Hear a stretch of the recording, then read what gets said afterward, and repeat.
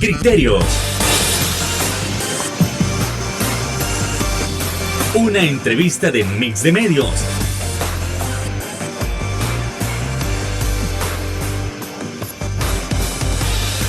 Que aborda frontalmente los problemas de El Salvador con los verdaderos protagonistas y plantea soluciones.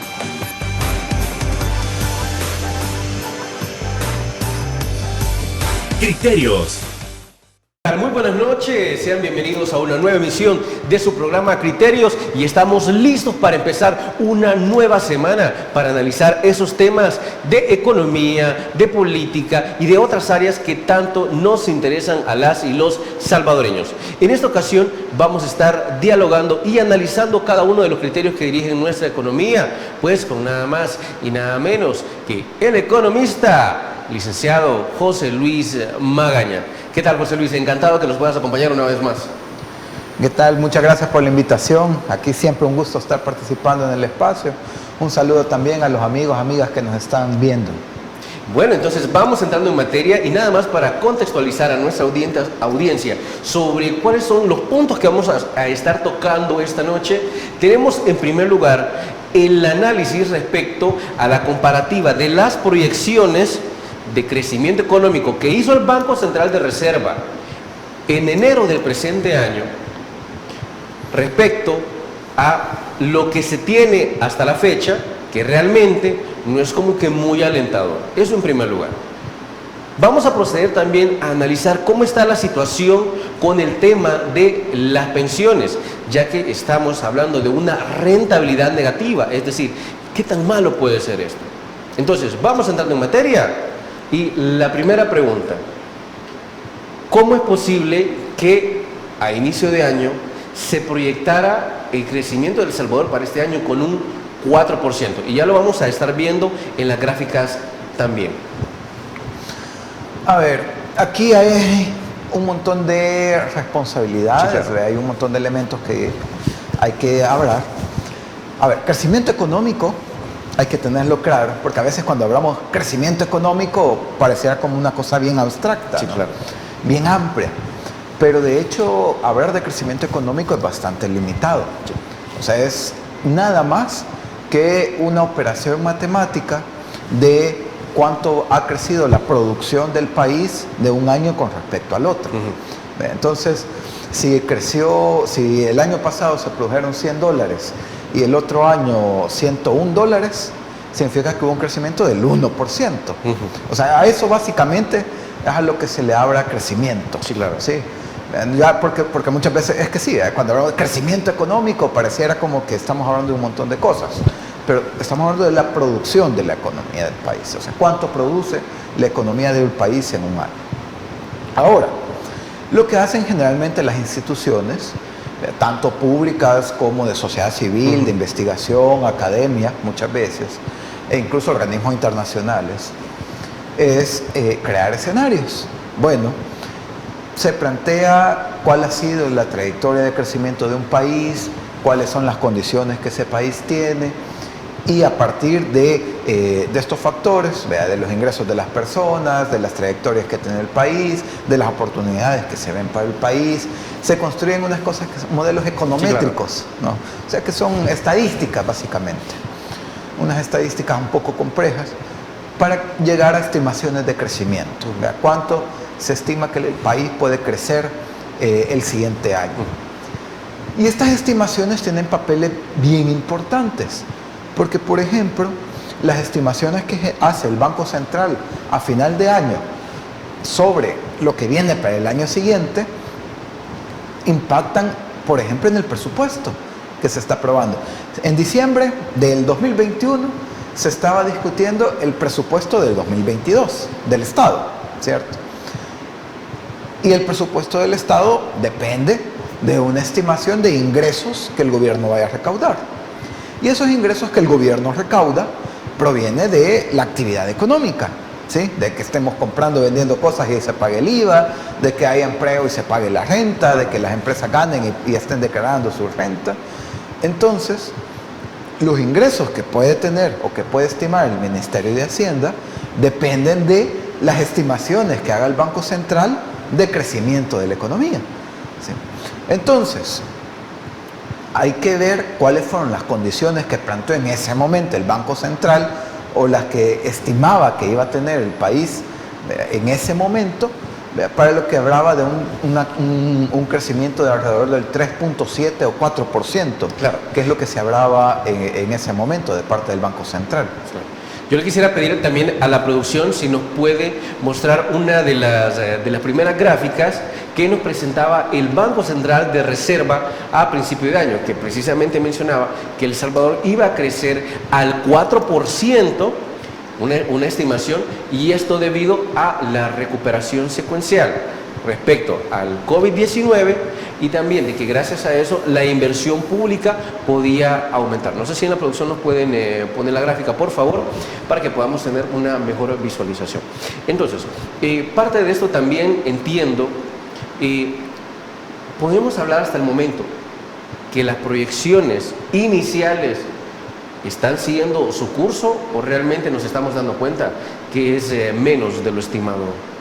No, de momento las últimas actualizaciones, tanto del Banco Central como de organismos internacionales como la CEPAL o el mismo Banco Mundial, están reduciendo las estimaciones de crecimiento. Ya el Banco Central redujo de esa estimación inicial que estaba entre 3.7 y 4%, a entre 2.6 y 2.7%. Claro. Sí, entonces, un poco lo mismo lo que ha hecho el Banco Mundial, que también ha reducido sus estimaciones de crecimiento para El Salvador, también alrededor del 2.5, 2.6%. Y aquí creo que es importante ver una cosa. El Salvador por décadas, ha venido creciendo a ese ritmo del 2.3, 2.5, 2.7%. O sea, esa ha sido como la trayectoria que El Salvador ha venido trayendo. Sí. Más allá de los gobiernos que estén en turno, digo, la economía como tal, estructuralmente.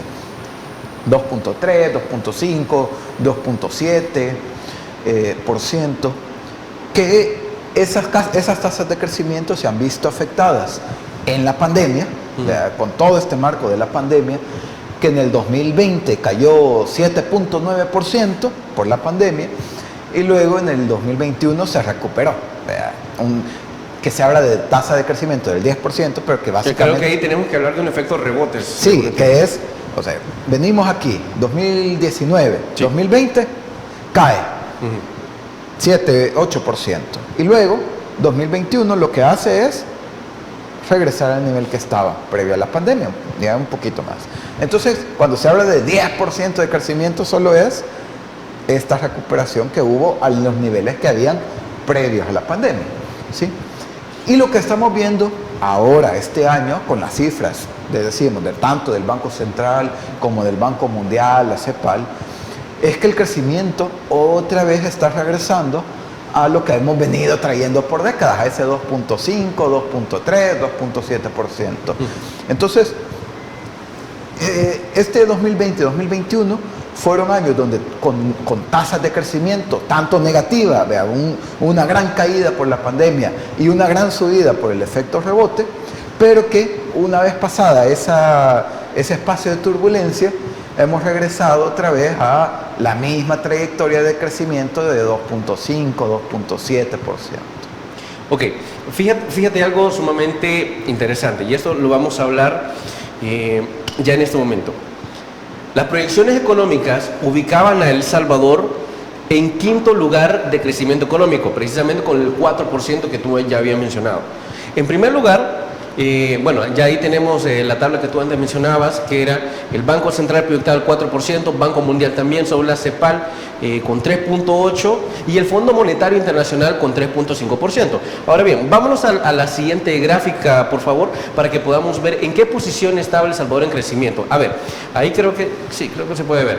A ver, en primer lugar de proyección estaba Panamá con 7.8%, en segundo República Dominicana con el 5%, Honduras con el 4.1% y Colombia también con 4.1%, perdón, Honduras 4.4%. Ok, y El Salvador como siempre con 4 puntos. A ver, estamos ubicando que a nivel de Latinoamérica, El Salvador estaba se proyectaba en quinto lugar de mayor crecimiento. Pero hace unas semanas también aparece una publicación del Banco Central de Reserva, y no es ningún invento. Y fíjate, si en Latinoamérica nosotros aparecíamos en quinto lugar, solo ahora a nivel centroamericano aparecemos en sexta posición con apenas un crecimiento de 2.4. Es más, las proyecciones de Panamá han sido muchísimo mayores de lo que se estimaba. A ver, ¿qué es lo que ha sucedido aquí en este caso? ¿Por qué aparecemos apenas con el 2.4 si suponía que estábamos más arriba? Pues es un poco lo que planteaba, ¿no? Lo que hemos visto en ese gráfico es justamente las condiciones estructurales de las economías, ya sin los efectos de pandemia. ¿Sí? De nuevo, otra vez, 2020, 2021 son años donde los datos de crecimiento tienen esta enorme variabilidad, ¿verdad? Que se salen completamente de las tendencias que hemos venido teniendo, porque estuvimos en medio de la crisis más fuerte de COVID y el rebote del 2021. Pero ya pasando ese efecto, lo que estamos viendo es que las economías están regresando a sus tendencias estructurales. Panamá, con el canal de Panamá, con las inversiones que le llegan, por los bajos impuestos que ha siempre tenido las tasas de crecimiento más altas de la región. Guatemala también está regresando a su crecimiento estructural, que andaba, como hemos visto ahí, alrededor del 4%, y El Salvador también a sus condiciones estructurales, que son alrededor del 2.4%, como decía el Banco Central. Te pregunto, ¿es un golpe de realidad esto? Por supuesto, es el hecho de no plantearse los problemas estructurales. O sea, a ver, andar planteando tasas de crecimiento tan elevadas sin de verdad haber abordado los problemas estructurales del país no se corresponde. Hay un estudio bien interesante del Fondo Monetario Internacional de ya hace algunos años, donde planteaba que el crecimiento potencial de la economía de El Salvador era del 2.5%. Es decir, si le diéramos uso a toda la capacidad instalada de la planta del país, estaríamos hablando de una tasa de crecimiento del 2.5%. No, o sea, significa que es un problema estructural de la economía. El bajo crecimiento no solo obedece a que el gobierno de turno o las medidas que se están tomando, es una cuestión estructural que no se va a resolver con algún discurso o algún videíto de redes sociales, sino que hay que tener una planificación de verdad de cuál va a ser la intervención del Estado en la economía, cuál es el papel que va a jugar el Estado en la economía, cómo se van a fortalecer determinados sectores de la economía, y que no va a ser algo que se van a ver resultados en el corto o mediano plazo. O sea, son inversiones que los gobiernos deben de hacer de ya, pero que los resultados no los va a ver ya, ni el otro año, ni siquiera en los 5 años de su gobierno. Son resultados que se van a ver en el mediano o largo plazo, porque cambiar condiciones estructurales de las economías de los países no es una cuestión sencilla, ¿sí? Necesita planificación, a ver, ¿cuáles van a ser los sectores estratégicos de nuestro país? Alimentación. Bueno, entonces hay que fortalecer el sector agrícola, y el sector agrícola no se va a fortalecer solo dando algún par de transferencias a agricultores. Se trata de hablar del tema de la tierra, de cómo el campesinado puede acceder a la tierra. Se trata de hablar de la reconversión de la agroindustria hacia la agroecología, ver esta dependencia que existe hacia los insumos, como ya estamos viendo, si los precios del petróleo aumentan y muchos de los insumos de la agricultura convencional son derivados del petróleo, entonces estás expuesto a esta variabilidad. Entonces también cómo ir construyendo esos mecanismos locales. Sí, claro. Eso no es una cuestión sencilla, ¿cierto? O sea, y si querés impactar el crecimiento, necesitas empezar a trabajar desde esta parte. Entonces andar hablando de estimaciones de crecimiento de 4, 5, 6%, sin haber tocado temas estructurales de las economías de los países, es muy complicado.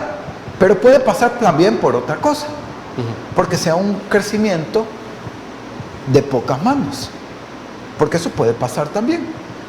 Bueno, de repente viene una persona, pero que esa persona acumula $1.000 millones, ¿sí? Tiene $1.000 millones y es de afuera, viene a vivir aquí y entonces ese año la riqueza del país aumenta $1.000 millones, ¿sí?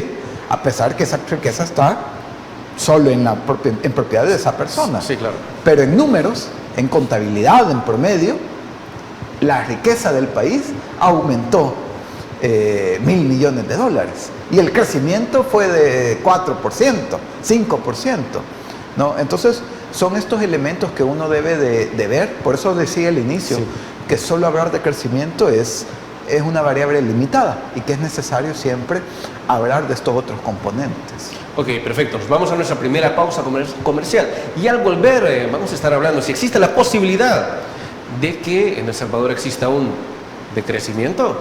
Bueno, eso luego de la pausa. Ya volvemos.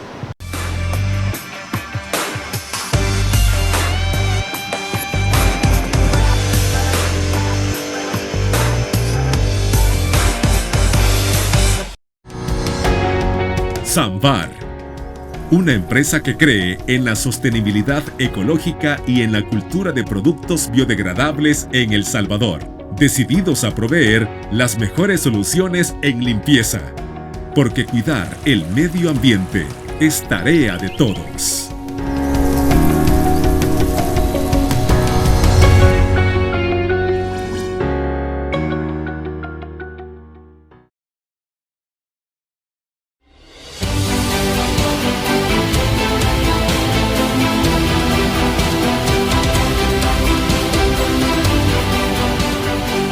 Nuestro compromiso, nuestra pasión, son algunas de las cosas que nos caracterizan como salvadoreños. Farmacia La Buena, la farmacia de todos.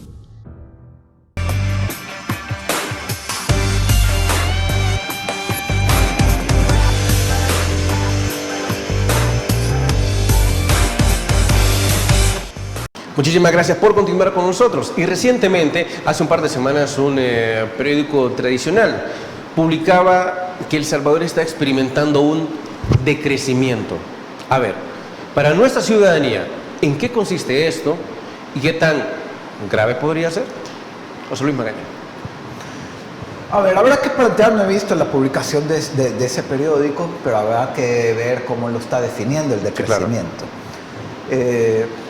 Porque como tal, las cifras siguen siendo positivas. O sea, no hay un crecimiento negativo todavía, sí, claro, en la economía del país. El primer trimestre cerró con un crecimiento del 2.7%. O sea, está, ¿lo estimado o lo esperado? Lo realmente, el primer trimestre. O sea, es decir, sí, la economía entre enero y marzo creció 2.71% con respecto a enero y marzo del año pasado, la producción. Entonces, así como crecimiento negativo, todavía no se está experimentando en el país. Sí, en Estados Unidos sí que hubo crecimiento negativo en este primer trimestre. Lo que sí hemos visto en el país, más bien, es una desaceleración del crecimiento.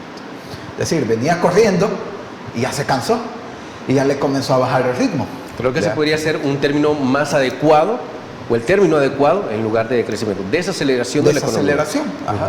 O sea, venía con la pandemia, lo que decíamos, con la pandemia cayó. Sí. Vean. Y en el 2021 tuvo que correr para poder alcanzar a lo que había antes de la pandemia. Entonces venía corriendo. Pero esa corrida que pegó ya le cansó. Y ahorita ya comenzó a empezar a caminar más despacio, ¿no? Entonces eso sí es lo que hemos estado viendo en la economía del país. Y por eso decimos, ya las cifras que hemos estado viendo, que estamos regresando al 2.4%. Sí. Entonces podremos hablar más bien de una desaceleración de la economía, que le va quitando velocidad. Ahora, el decrecimiento, lo que sí me parece interesante, no tanto se plantea en términos estadísticos, sino que hay toda una corriente política, sí, claro, alrededor del decrecimiento, y que habla más bien de en términos de justicia, de una deuda global que tiene el norte con el sur. ¿Sí? Es decir, que los países del norte global han crecido y han desarrollado sus economías y sus industrias a costa de la explotación y la colonización del sur global. No, claro. ¿No? Y que vienen acumulando toda una deuda histórica con el sur, y que parte de esa deuda, como es que los países del norte comiencen a plantearse el decrecimiento, producir menos contaminación, producir menos desechos, para que también eso compense lo que al sur global, para que el sur global también pueda crecer.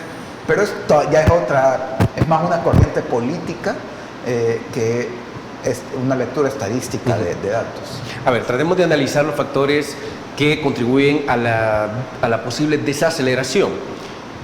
El hecho de que estamos cerca de pagar nuestra primera deuda de $800 millones podría haber contribuido a esta desaceleración, o el hecho de habernos endeudado muchísimo más. A ver, esta desaceleración, el componente principal de la desaceleración es el rebote de la pandemia. Sí, o sea, cayó y corrió para regresar. Y se agotó esa corridita. Okay. Ese es como el componente principal de la desaceleración. Por supuesto que luego podemos ir encontrando otros factores, tanto externos como internos, que le portan a ese cansancio. Bueno, tenemos entre los factores externos está todo el tema del precio de las energías, Rusia y Ucrania, que sigue impactando. Incluso todavía el tema de las cadenas logísticas que no se terminan de recuperar en el mundo. Entonces eso también va impactando. Y de manera interna tenemos también todos los límites a los que está llegando el gobierno en términos de deuda pública, porque al final de cuentas el gasto del gobierno es un dinamizador de la economía. Sí, claro. Si lo gasta internamente, porque si lo que hace es comprar productos de afuera, pues lo que hace es cobrar más impuestos para llevarse el dinero para afuera. Pero si el gasto del Estado se dedica a producción interna, pues entonces tiene ese potencial de dinamizador de la economía. Y si llega un momento donde el Estado emite tanta deuda que se queda con pocas posibilidades de margen de gasto, pues entonces también tiene ese impacto como dinamizador de la economía reducido. Ok, perfecto. Entonces, no podemos asumir directamente que el hecho de que los pagos se acerquen contribuya directamente en la desaceleración. En resumen, tiene su impacto, pero no es el componente principal. ¿Sí? Eso más bien. O sea, no, sí que tiene influencia, sí que incide, pero no es el componente principal de la desaceleración. Ok, perfecto. Bueno, nos vamos a nuestra siguiente pausa comercial, así que no nos cambie, ya volvemos.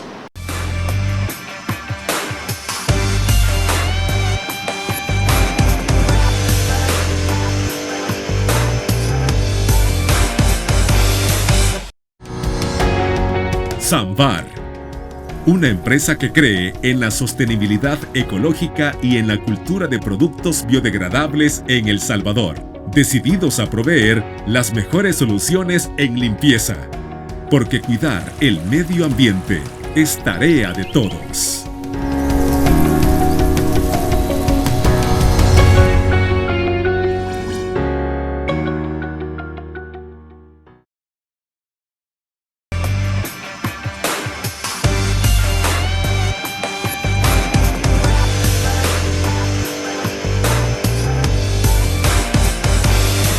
Muchísimas gracias por continuar con nosotros, y precisamente otro de los temas fundamentales para platicar en esta ocasión es el tema de las pensiones. Y podrán decir, no, bueno, pero es que, miren, casi siempre se toma el tema sobre si alguna vez habrá alguna reforma. Sí, claro, desde luego. Pero algo muy sumamente novedoso es que en los últimos días se ha descubierto que hay una rentabilidad negativa. ¿A qué nos referimos con esto y cuál es el impacto en la economía? A ver, esto lo que hemos visto ha sido que en redes sociales varios usuarios han reportado que en su estado de cuenta, cuando llega a las AFP, les ha salido que tienen una rentabilidad negativa. Y ahí hay unos números en negativo. Para entender eso, me parece que es importante un poquito entender cómo funciona el sistema de pensiones. Adelante. que nos tenemos que ir un poquito hasta el 98, cuando se aprueba la ley del SAP, del sistema de pensiones. Antes era un sistema de reparto y público. ¿Qué quiere decir eso? Que lo administraba el gobierno y el dinero de las cotizaciones de las personas iban a ese fondo común administrado por el gobierno, que luego el gobierno lo usaba para pagar a las personas que ya estaban jubiladas. ¿Sí? Esa era cómo funcionaba. Cuando se aprueba la reforma de las AFP, lo que hace es que, bueno, ahora el dinero de las cotizaciones ya no va a la bolsa común del fondo administrado por el gobierno, sino que va a cuentas individuales administradas por las AFP. Sí, claro. Sí, entonces ahí hay la diferencia. Pero al gobierno le queda la obligación de seguir pagando a las personas que ya estaban jubiladas. ¿Sí? Y entonces, ¿qué es lo que pasa? Bueno, ¿y cuál es el papel de las AFP aquí? El papel de las AFP es no guardar el dinero de las cotizaciones, sí, sino usar ese dinero para invertirlo. Sí, así es. Y que genere rentabilidad y que al final de la vida laboral de las personas se retiren con lo que han ahorrado de las cotizaciones más la rentabilidad de las inversiones que han hecho las AFPs. Esa es la idea. Pero ¿qué ha pasado? El gran problema es que hubo un problema de diseño ahí, ¿no?, en el que como el gobierno se quedó con las obligaciones de pagar a las personas que ya estaban jubiladas, pero se le quitaron los ingresos de las cotizaciones, de donde se financiaba el fondo común, pues entonces, ¿con qué pagaba el gobierno las pensiones? ¿Sí? Con deuda. Al final la han venido pagando con deuda. Tanto así que en el 2006 se creó el Fideicomiso de Obligaciones Previsionales, el FOP. ¿Y qué hace este mecanismo? ¿Cómo funciona?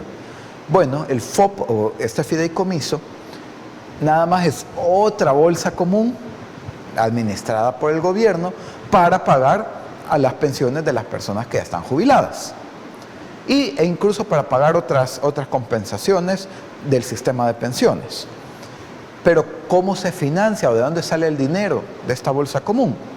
Sale de papeles de deuda que emite el gobierno. Entonces el gobierno emite papeles de deuda que se los compran en el mercado financiero y con eso alimenta o financia esa bolsa común. ¿Y quién compra esos papeles de deuda? Los fondos de pensiones. Entonces, las personas cotizantes dan su cotización, va a su cuenta individual administrada por la AFP la invierte en instrumentos que den rentabilidad, pero ese instrumento que da rentabilidad es el papel de deuda del gobierno, que luego va a ese fondo común que sirve para pagar las pensiones de las personas que ya estaban jubiladas. Entonces, ese mecanismo es el que empezó a funcionar desde 2006 con este FOP, donde básicamente se regresó al sistema anterior, pues porque es el dinero de las personas cotizantes usado para pagar las pensiones de las personas ya jubiladas. Y se había quedado amarrado a una tasa internacional que se llama la tasa LIBOR. Cuando se aprobó el FOP, esa tasa LIBOR andaba por el 5%, 5.5%. Entonces quedó que el gobierno iba a pagar esa tasa más 0.75%. Ese va a ser el interés que pagaba. Entonces quedaba como un 5.5%, 6.25%, 6.5% el interés que pagaba el gobierno. ¿Qué pasó?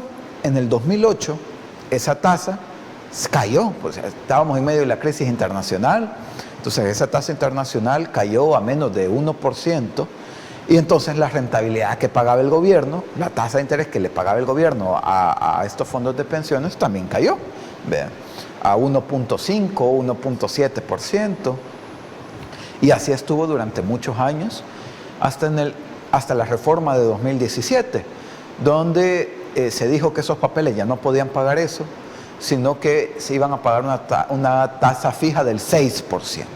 ¿Sí? Entonces ese es un instrumento de renta fija desde el 2017, el 6%. Entonces los fondos de pensiones le prestan al gobierno para que pague las pensiones y le prestan al 6%. Y ese es uno de los grandes componentes del fondo de pensiones. ¿Sí? Si vamos a ver las AFP, no es que tengan una bodega donde tienen guardado todo el dinero. ¿Sí? Lo que tienen son instrumentos de deuda. Y de hecho cerca del 60% están en estos instrumentos, en estos papeles de deuda. Solo para agregar, también por esa misma idea de que el 60% está aplicado en estos instrumentos, tampoco es posible que se pueda aprobar un mecanismo que le diga, mire, usted como ciudadano puede sacar el 50% de su ahorro de la AFP. Sí. O sea, justamente por eso. Porque, bueno, el 60% está en estos papeles de deuda, pero hay otro 15% que está en otros papeles de deuda que se llaman eurobonos, que también son del gobierno. Y eso lo ha hecho, esto lo han hecho las AFPs en los gobiernos de Arena, del FMLN y de Nuevas Ideas. Esto no es una cuestión de que si los de antes o los de ahora, no, eso lo han hecho las AFP en todos los momentos, y los gobiernos han usado ese mecanismo en todos estos momentos. Entonces, y además hay otro cerca de 10% que está invertido en valores extranjeros, ¿sí? en acciones de fuera del país. Entonces, sin duda, de los casi 13.000 millones de dólares que las AFPs tienen de cotizaciones, lo que en efectivo tienen son menos de 1.000 millones de dólares. El resto son todos estos instrumentos de deuda, son instrumentos financieros, son acciones, son bonos. Entonces, no tienen la capacidad de responderle a las personas para poder cobrar su cuenta individual, ¿sí? Porque esa cuenta individual no es que tenga efectivo las AFP, tienen todo este montón de instrumentos de deuda, papeles de deuda. Ok, perfecto. Sigamos hablando de esto tras la pausa comercial. Ya volvemos.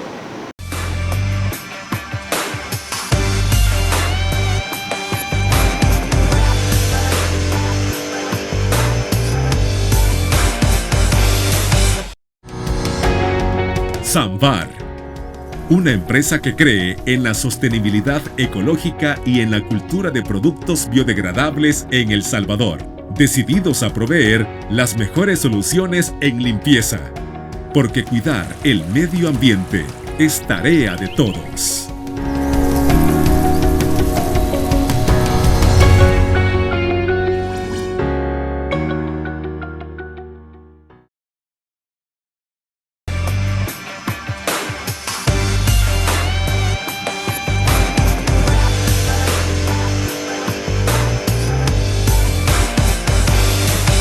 Muchísimas gracias por continuar con nosotros. Y ahora la pregunta siempre encaminada en las pensiones es, ¿qué factores externos han contribuido para que se dé esta rentabilidad negativa de las AFP?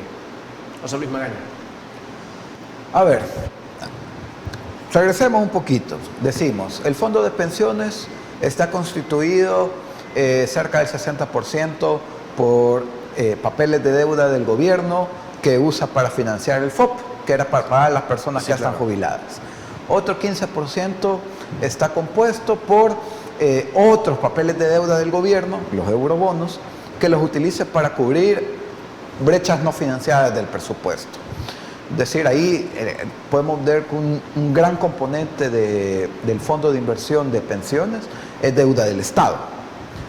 Y cerca del 10% son valores extranjeros, valores que, es decir, acciones, bonos y tal, que no se negocian aquí adentro del país, sino que son externos.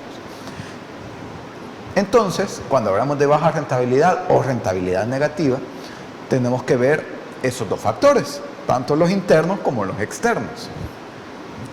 En los factores externos podemos ver cómo las bolsas, los índices bursátiles en el mundo también han venido cayendo, porque es bien interesante que la rentabilidad de las pensiones viene bajando bastante desde noviembre del año pasado.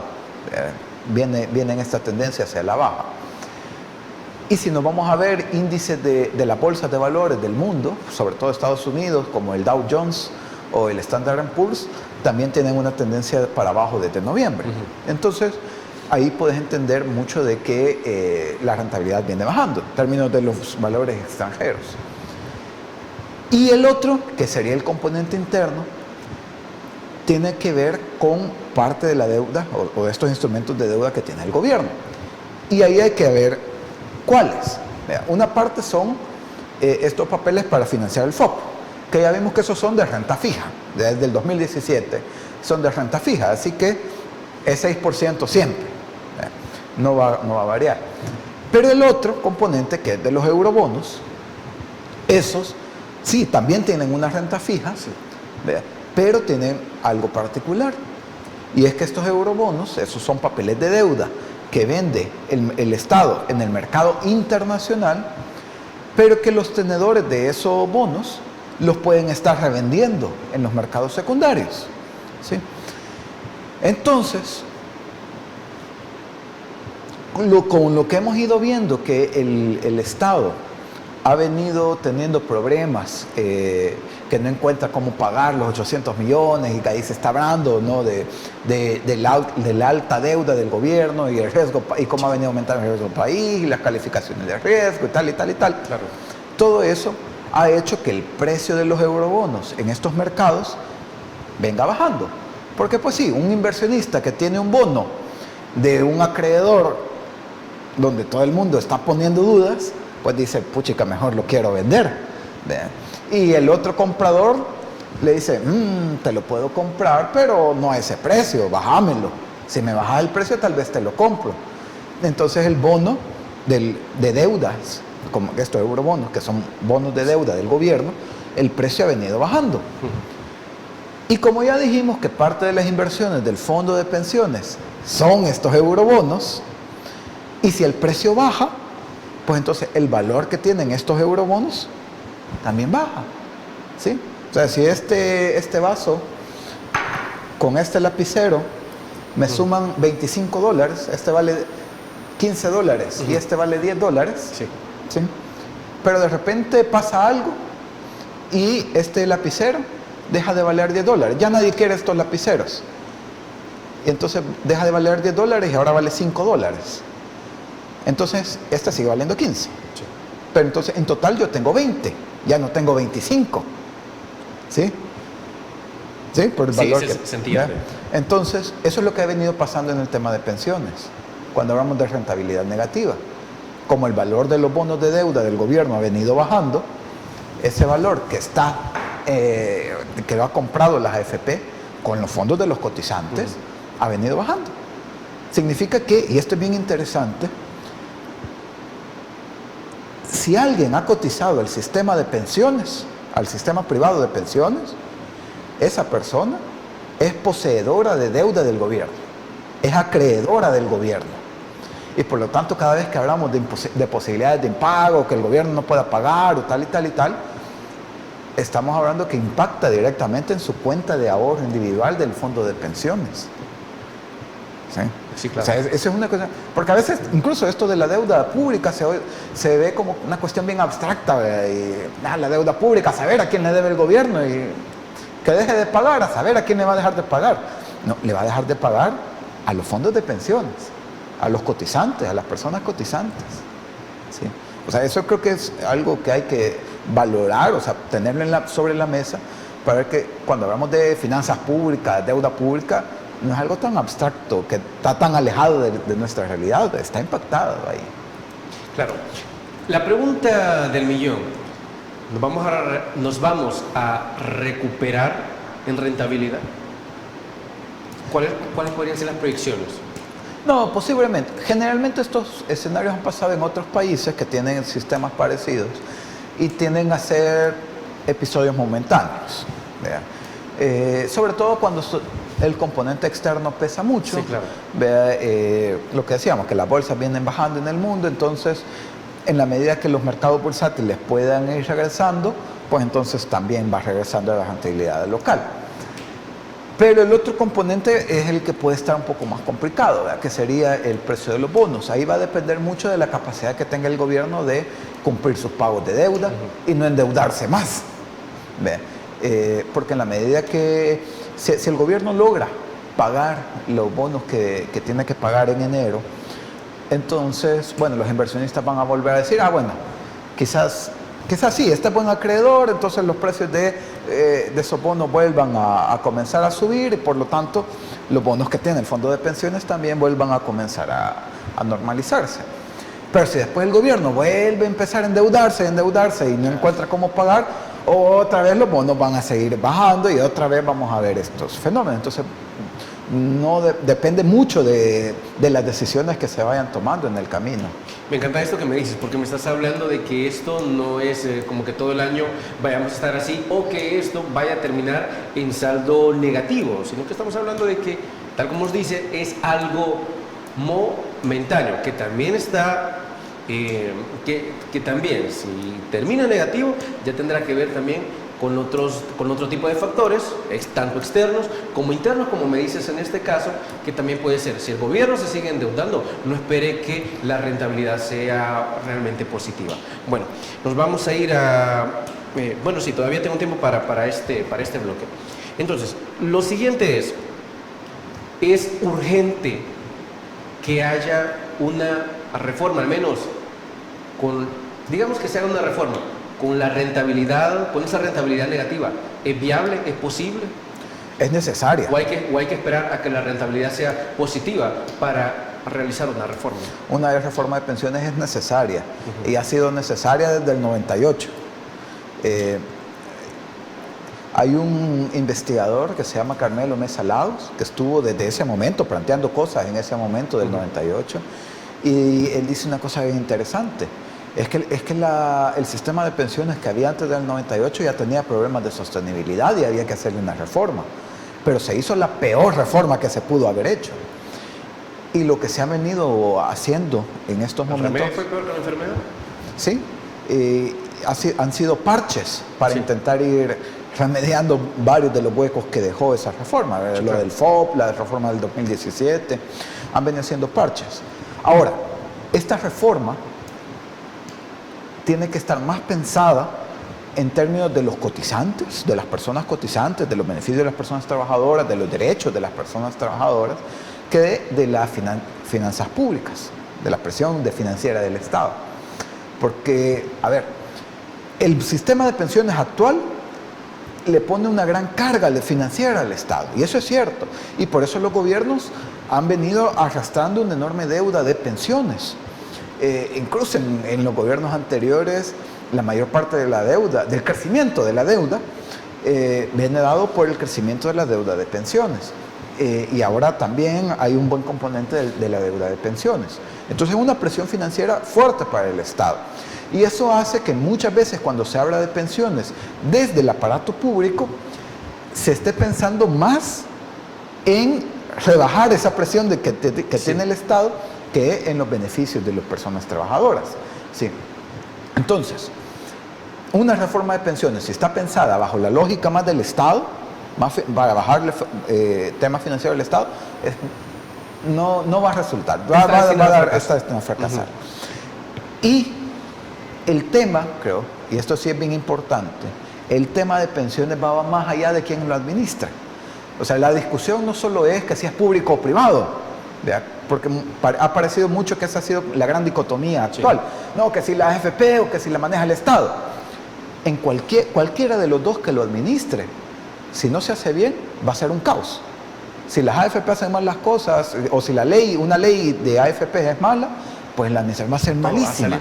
Y si la hace el gobierno, si la ley es mala, va a estar malísimo. Entonces, no solo es quién lo administre, sino todos los componentes que van a estar estructurando el sistema de pensiones. Importante para tomar en cuenta, y bueno, nosotros nos vamos a nuestra pausa comercial. Ya volvemos.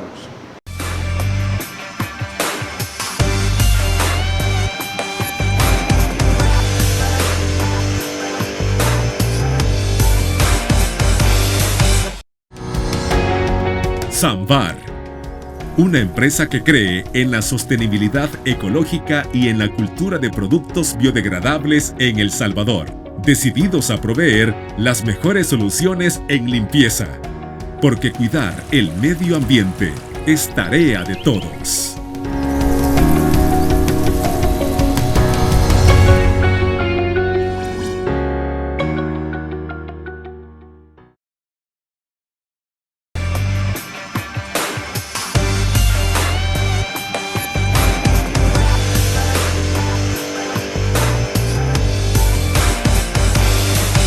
Y para cerrar el programa, ¿cuáles pueden ser o cuáles son las proyecciones económicas en este segundo semestre? José Luis Magaña. A ver, el contexto internacional no es que haya cambiado mucho con respecto al primer trimestre. Seguimos viendo los precios de la energía altos. Es decir, estamos mal, pero no puede empeorar.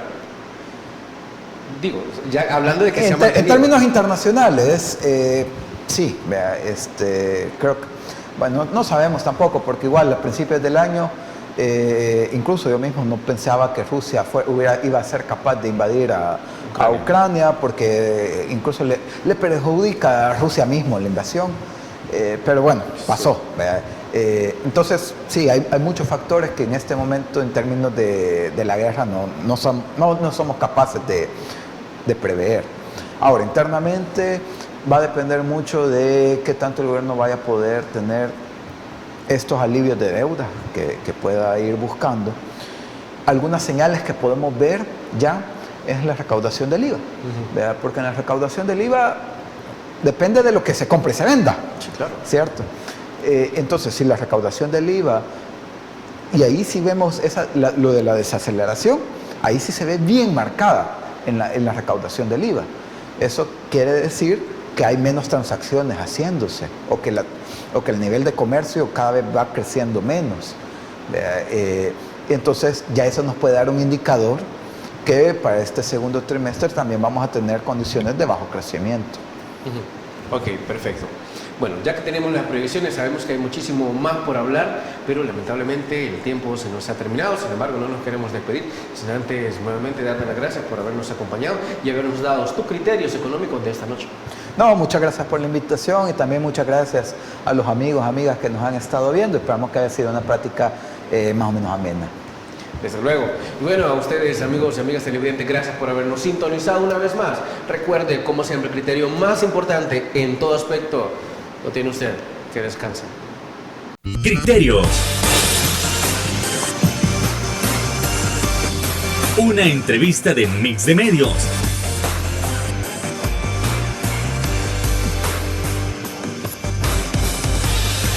Que aborda frontalmente los problemas de El Salvador con los verdaderos protagonistas y plantea soluciones.